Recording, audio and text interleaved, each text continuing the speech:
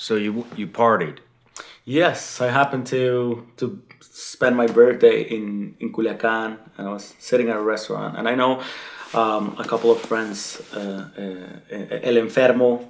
Hi to El Enfermo. I wanna cheer to El Enfermo because he's a rapper in Culiacan, but he's the only fucking rapper doing this thing. He's mixing regional Mexican music, like banda or corrido, with rap, and he's doing great, man. And he's growing and he's going up. And if you guys want to listen to him, it's called El Enfermo, the sick one, because he's fucking sick for real.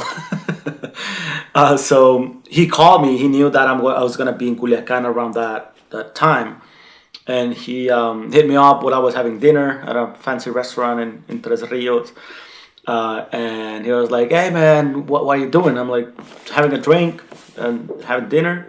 And he's like, "We're having a small gathering." And my other friend, Eduardo, the guy who was one of the co-authors of Sicario Warfare's book that I wanted to bring down to you, and I'm gonna send you. I'm with Eduardo. You wanna come over? And I'm like, "For sure. It's actually my birthday." And they're like, "Oh man, so yeah, let's have a fucking proper party for you." And I'm like, "All right." They were very sketchy about where I was going. They were like, "Okay, just..." Real quick. So you're going to party with a cartel boss who's also a rapper. No, that's not the rapper. Like, I didn't know that I was gonna meet these two fucking cartel bosses there. So one of them's a cartel boss, and the other guy wrote the entire tactics program for the cartel. No, so the guy who called me is a rap singer. And he was with Eduardo, which is a producer who wrote Sicario Warfare, which was a photo album of a Sicario embedding in a fight, like Okay. following a fight. These two guys gave this guy a GoPro to go and film everything, and then put everything together into a book and into a documentary. Fucking genius, man.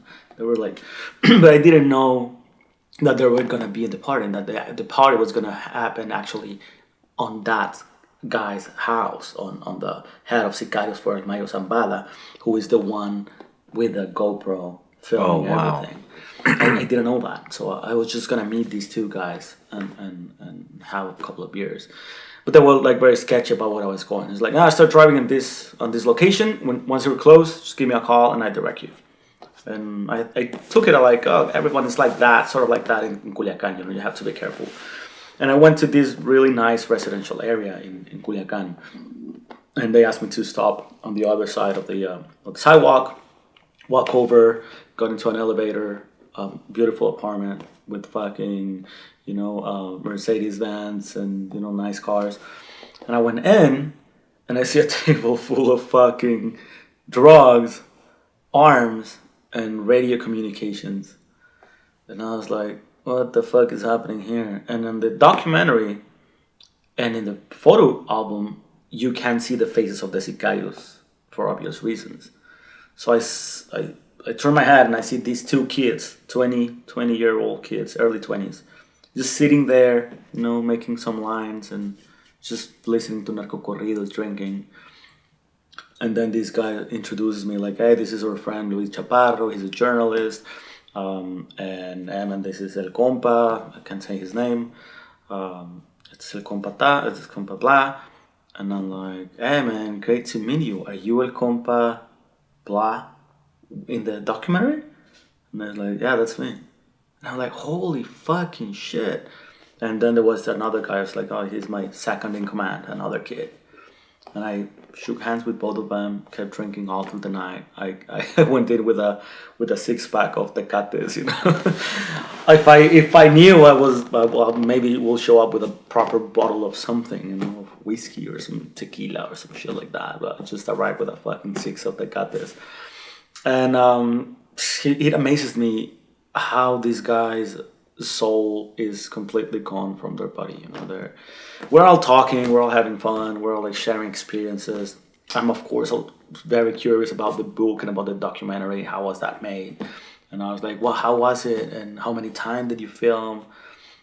And these guys were completely out, just like smoking, snorting, drinking, snorting all through the night.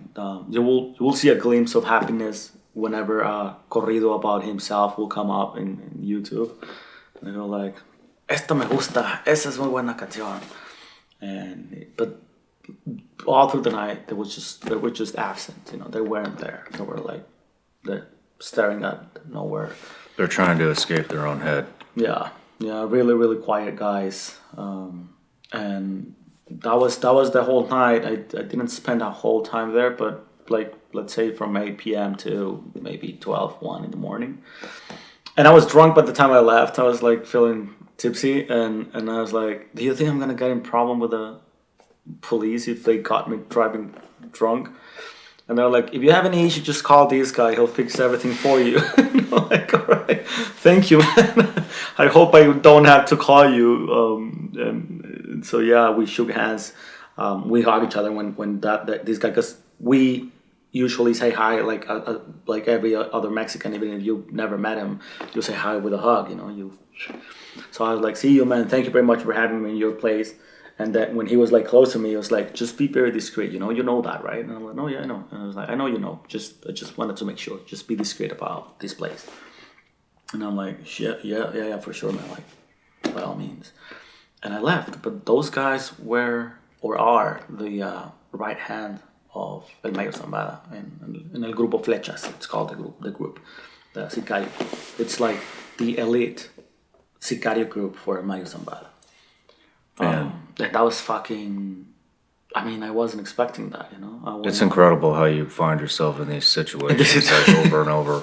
You know, I almost feel bad for those guys. Like, on one hand, you know, it's, well, you're in the cartel, you're a piece of shit, you know, but on the other hand, they don't have any options. I think that's what people in the United States don't understand. Yeah. I mean, you know, people in the United States think you have it tough when the government sends you a free check, a free place to live, you get free food, you get free education, everything's free. And because you're not wealthy, or because you're getting only free stuff, and they bitch and they complain. But they have options. Yeah, I mean, they have the option of keeping their fucking lives and being safe. These guys... There's no check coming from the government. There's no free place to live. There's no free food. There's no free education. There's no free medical. There's no free anything. And that's what it's unfathomable for most Americans who've never been outside of the U.S. to understand that. And with these guys, you know, they have no other option. Hey everybody, I'm Shawn Ryan. Click here to subscribe to the Shawn Ryan Show YouTube channel for the hottest and most compelling interviews that you will not see anywhere else. I've also made a playlist of all the previous SRS episodes so they're easy to find. You can find that right here.